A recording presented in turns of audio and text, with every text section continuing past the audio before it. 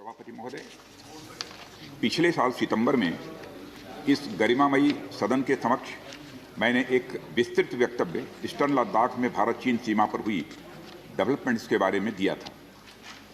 मैंने यह बताया था कि चीन द्वारा पिछले वर्ष अप्रैल मई 2020 के दौरान ईस्टर्न लद्दाख की सीमा के समीप भारी संख्या में शस्त्र बल तथा गोला बारूद आदि इकट्ठा कर लिया गया था। चीन द्वारा एलएसी के आसपास कई बार ट्रांसग्रेशन का भी प्रयास किया गया था। हमारी सशस्त्र सेनाओं ने उन सभी प्रयासों के दृष्टिगत उपयुक्त जवाबी कार्रवाई की थी।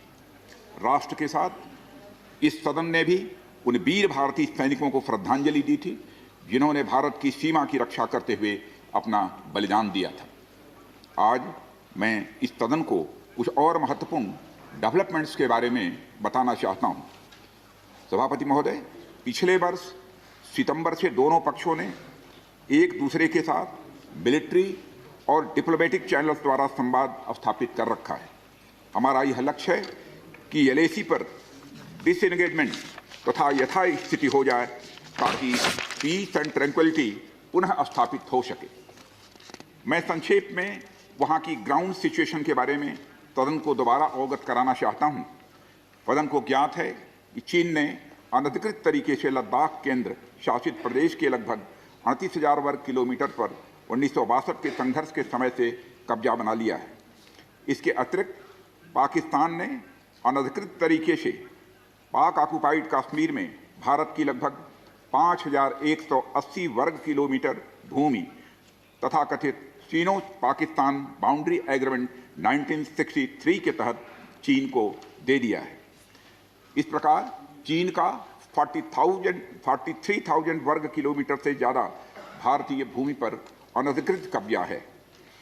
चीन पूर्वी क्षेत्रों में भी अरुणाचल प्रदेश की सीमा पर करीब 90,000 वर्ग किलोमीटर 90,000 वर्ग किलोमीटर भूमि को अपना बताता है। भारत ने इन अनजस्टिफाइड क्लेम्स तथा अनधिकृत कब्जे को कभी भी स्वीकार नहीं किया है। सभापति महोदय, मैं सदन को यह भी बताना चाहता हूं कि भारत ने चीन को हमेशा यह कहा है कि बाइलेटरल रिलेशंस दोनों पक्षों के प्रयास से ही विकसित हो सकते हैं। साथ साथ ही सीमा के प्रश्न को भी बातचीत के जरिए ही हल किया जा सकता है, परंतु एलएसी पर पीस एंड ट्रैंक्विलिटी में किसी प्रकार की प्रतिकूल स्थिति का हमारी बाइलेटरल टाइज पर बुरा असर पड़ता है। इससे चीन भी अच्छी तरह अवगत है। कई हाई लेवल ज्वाइंट स्टेटमेंट में भी यह जिक्र किया गया है कि एलएसी तथा सीमाओं पर पीस एंड ट्रैंक्विलिटी कायम रखना बाइलेटरल रिलेशन के लिए यह अत्यंत आवश्यक है।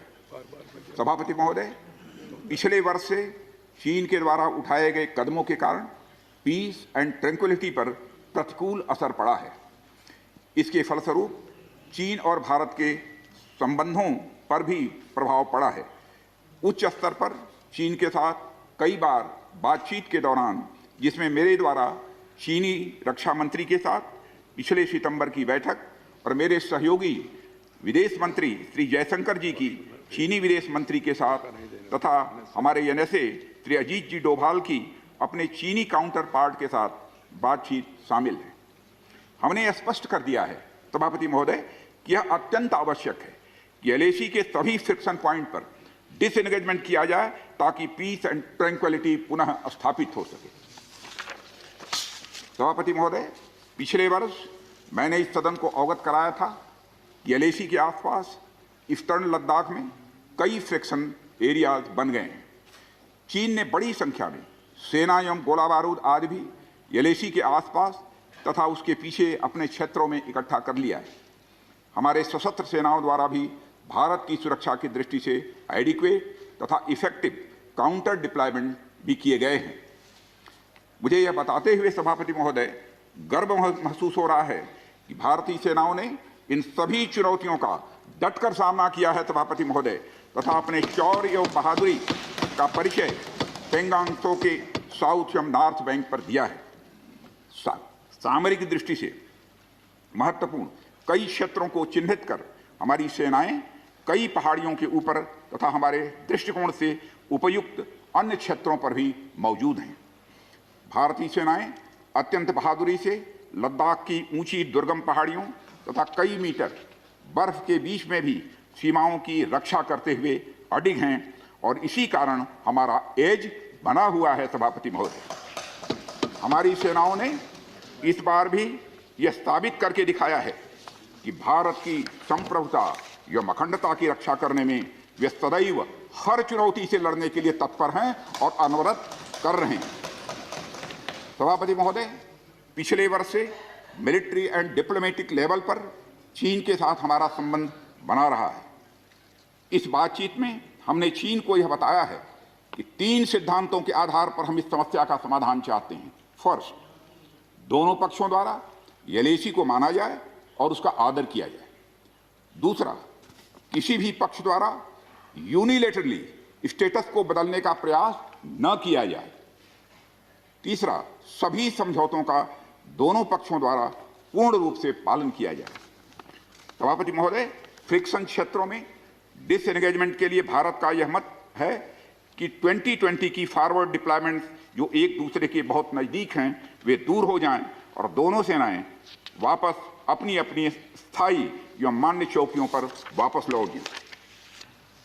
सभापति महोदय, बातचीत के लिए हमारी स्ट्रेटजी तथा अप्रोच माननीय प्रधानमंत्री जी के इस दिशा निर्देश पर आधारित है कि हम अपनी 1 इंच जमीन भी किसी और को नहीं लेने देंगे। हमारे दृढ़ संकल्प का ही यह फल है कि हम समझौते की स्थिति पर पहुंच गए हैं। इन दिशा निर्देशों के दृष्टिगत सितंबर 2020 से लगातार मिलिट्री एंड डिप्लोमेटिक लेवल पर दोनों पक्षों में कई बार बातचीत हुई है कि इस डिसएंगेजमेंट का म्यूचुअली एक्सेप्टेबल तरीका निकाला जाए। अभी तक सीनियर कमांडर्स के स्तर पर 9 राउंड्स की बातचीत हो चुकी है।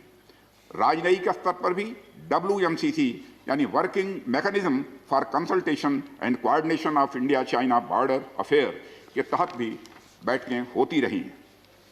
सभापति महोदय, मुझे सदन को यह बताते हुए खुशी हो रही है कि हमारे इस अप्रोच तथा सस्टेन्ड टॉक्स के फलस्वरूप चीन के साथ पैंगोंग लेक के नॉर्थ एवं साउथ बैंक पर डिसएंगेजमेंट का समझौता हो गया है और इस बात पर भी सभापति महोदय इस बात पर भी सहमत हो गई है कि पैंगोंग लेक से पूर्व से पैंगोंग लेक से पूर्ण डिसएंगेजमेंट के 48 आवर्स के अंदर सीनियर कमांडर स्तर की बातचीत हो तथा बाकी बचे हुए मुद्दों पर भी हल निकाला जाए। सभापति महोदय, पैंगोंग लेक एरिया में चीन के साथ डिसएंगेजमेंट का जो समझौता हुआ है उसके अनुसार दोनों पक्ष फॉरवर्ड डिप्लॉयमेंट को phased, coordinated and verified manner में हटाएंगे।